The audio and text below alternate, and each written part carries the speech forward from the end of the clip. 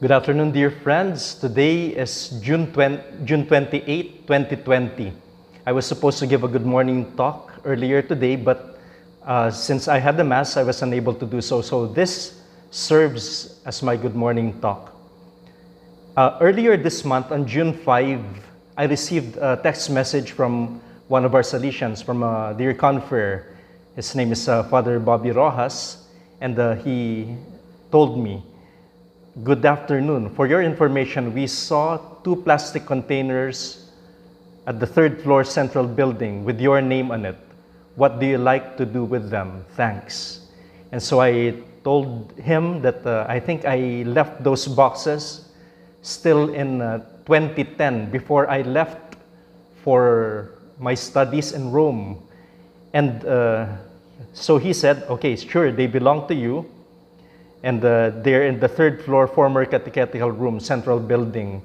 They're among the things that I missed bringing back when I came home from my studies in Rome." And you know what I found? I found among those, within those boxes, among the other things, this. So what are these? These are actually homilies and the talks that I gave ranging from 2001 until 2010. So that decade, a lot of the works that I have written, and also, of course, the homilies that I was giving almost every Sunday, or even for some parts every day. And I found a lot of treasures there. Of course, they're all treasures, and eventually I would be writing them, maybe delivering them once again, or maybe rehashing them, or publishing them into a book, who knows. But I found some really precious things there. Example, among them, I saw my message to the people who attended my ordination day.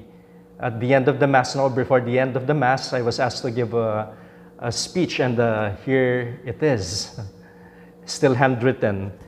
And then the other one, also precious, was my first ever homily. I was not yet a priest at that time.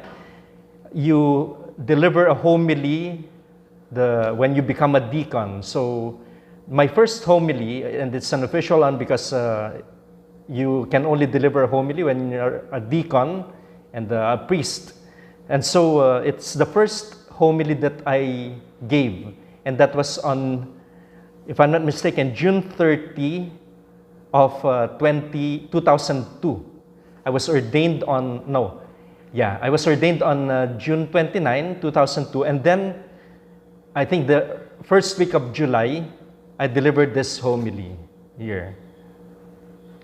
Or wait, that is March, okay, the last week of March. And March 30, I stand corrected now, I'm mistaking between the dates of my ordination as deacon and priest. I was ordained deacon on March 26, 2001, and this was delivered on March 30, 2001, my first homily.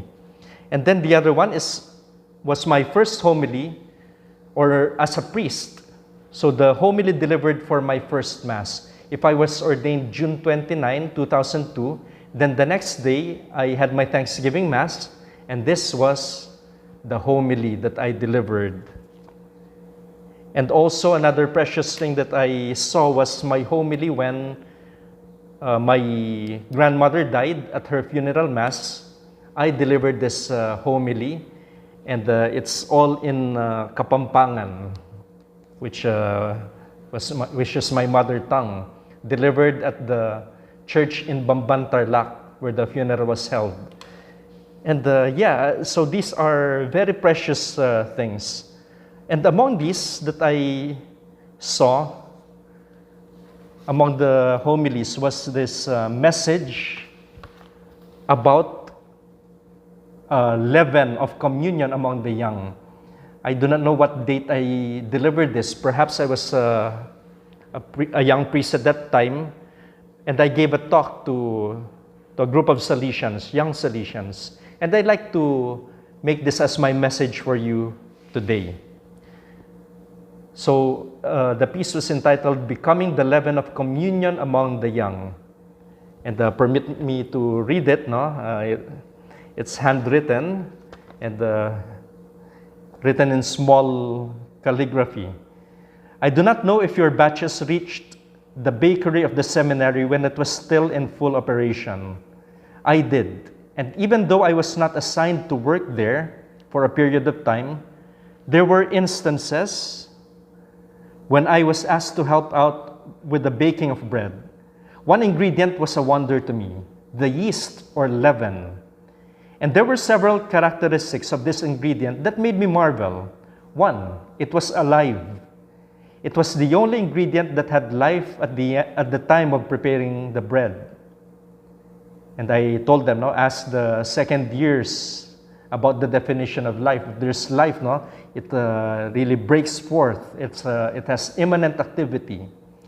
And then second, it affected the whole mass. It provided growth. Third, it provided no taste, but made the bread better. Maybe in this line, it's unassuming, seemingly insignificant, but very important.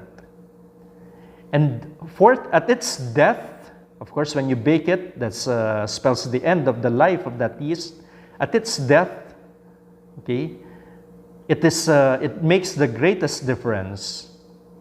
And then third, there's little quantity, perhaps the least of all ingredients, but responsible for the, in all caps, quantity, the size of the bread. And then I continued using those characteristics of the yeast. As Salesians of Don Bosco, young Salesians, okay, I was talking to them. As Salesians of Don Bosco, we too are the leaven of communion among the young. As leaven, we have life, full of initiatives, self-perfective. You know, the motto of young Salesians are, for you I study. In fact, that's an adage from Don Bosco. And then also, there's prayer. And then there's something about sacrifice, sacrificing one's time and talent. And we make the greatest difference. We may not be many, but we reach out to many. And those characteristics are related to being leaven. So I repeat, full of initiatives, full of life, self-perfective, in sacrifice, making the greatest difference. Not many, but reach out to many. And I gave this thought about communion. It's our expression as a community. The young see and appreciate our communion. Many will be attracted to our life if they see us united. Those who have decided to be Salesians are strengthened in their vocation when they see us in communion. There may be differences in opinion and in character, but there stands the unity.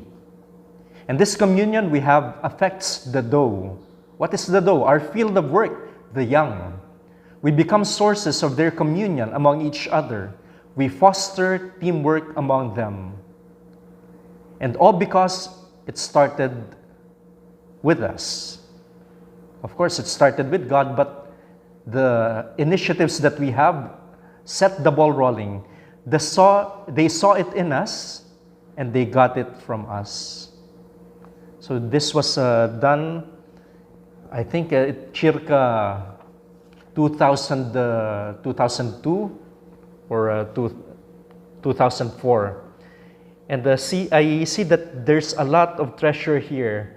One time or another, you might see me, or you might hear from the words that I have written many years ago. Of course, now with the perspective, having seen more, but at the same time, these are treasures that can never be put aside, because after all, they are part of my life, part of the reflections that I made in my earlier years as a priest. I wish you all the best. Have a great Sunday. God bless you.